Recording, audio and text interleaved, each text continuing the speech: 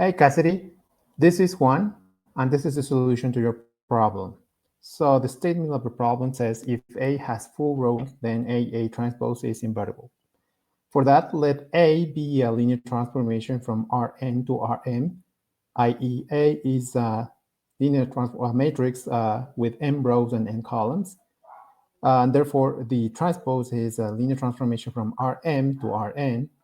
By hypothesis, we know that the rank of A is m, but we also know that the dimension of Rm is m, from where we conclude that the image of A is Rm. And remember, knowing that the image of A is a linear vector space.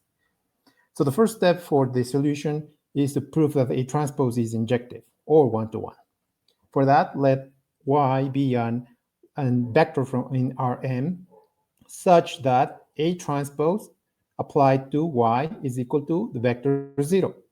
We will be using the theorem that says that L is an injective transformation, linear transformation, if and only if you have that L applied to some vector x being equal to 0, that implies that x is equal to vector 0. So coming back to step one, we take some y in Rm such that A transpose applied to y is 0.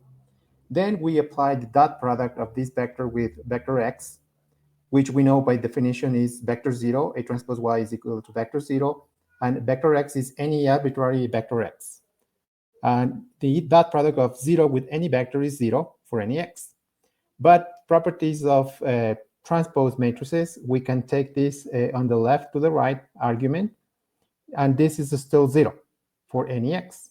But since we know that ax is an element of the image, and this is for any x, this is valid for any x, we could say that the dot product of y with vector z is equal to 0 for any vector z on the image of matrix of linear transformation A, which we know is Rm.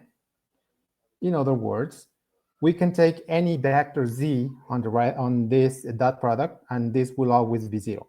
So in particular, we'll take z to be the same vector y, and if we do that, this inner product becomes the norm squared, from where we know that norm squared of y equals to 0. Then by properties of the norm, the only vector that satisfies this is vector 0.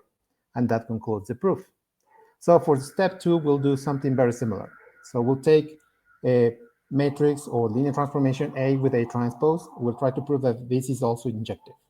So again, we take a vector y in Rm. I'm sorry, this is in Rm. There's a typo in here. In Rm, such that A transpose applied to vector y is equal to the vector 0 in Rm. Again, we form the dot product of this vector with any vector z in Rm, knowing that the left argument is 0, right?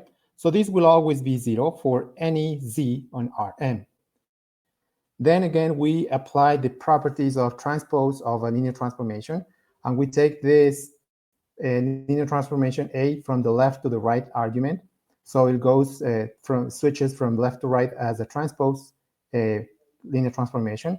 And this is still valid for any z for in Rm.